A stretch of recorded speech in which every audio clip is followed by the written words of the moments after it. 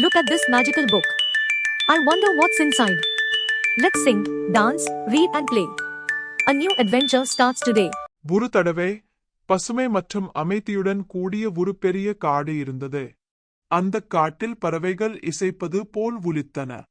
மரங்கள் நீண்ட நிழலை விரித்து அந்த இடத்தை இயற்கையின் அழகான கோவில் போல மாற்றின.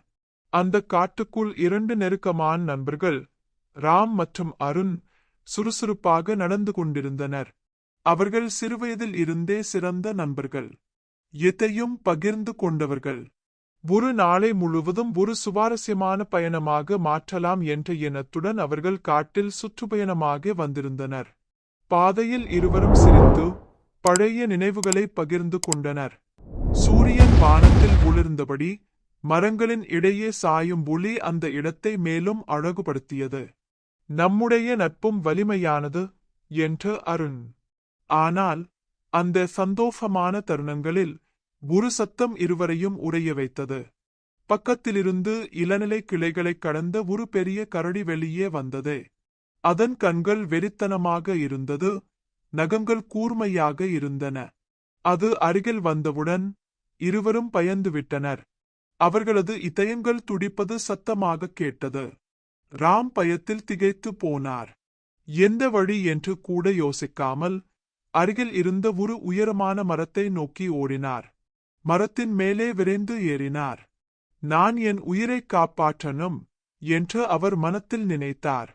அதே நேரத்தில் அருண் மட்டும் அந்த இடத்தில் நின்று விட்டார்.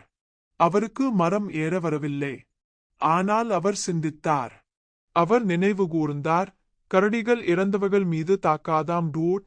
உடனே அவர் தரையில் படுத்து சுவாசிக்காமல் இறந்தவர் போல நடித்தார்.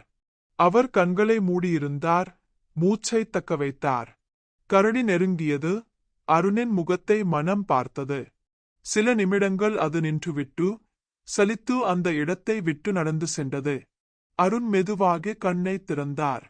கரடி போனதை உறுதிப்படுத்தியதும் அவர் சற்றே நேராக உட்கார்ந்தார். ஒரு சில நிமிடங்களில் ராம் மரத்திலிருந்து இறங்கினார். அவரது முகத்தில் வெட்கம் தோன்றித் தொட்டது. தன்னை பாதுகாக்க மட்டும் ஓடிவிட்டதற்காக அவர் மனத்தில் குற்ற உணர்வு குமுழியாயிற்று. அவர் அருணிடம் சிரித்தபடி பாவமாக கேட்டார், ஏய், அந்த கரடி உன்னிடம் காதில் என்ன சொல்லி போச்சு? அருண் அமைதியாக நின்றார். அவர் சிரிப்பது போல் இருந்தது. ஆனால் அவருடைய கண்களில் இருந்த பார்வை மிகவும் தீவிரமாக இருந்தது. அவர் மெதுவாக சொன்னார், அந்த கரடி என்னிடம் சொன்னது, ஆபத்தில் உன்னை விட்டு ஓடிவிடும் நண்பனை நம்பாதே என்று. டூட். கதை பாடம் மோரல் ஆஃப் த ஸ்டோரி சோகஸ்மைலி. உண்மையான நண்பன் என்பது உன்னை சிரமத்தில் விட்டுவிடாமல் உன்னுடன் நிற்கும் ஒருவரே.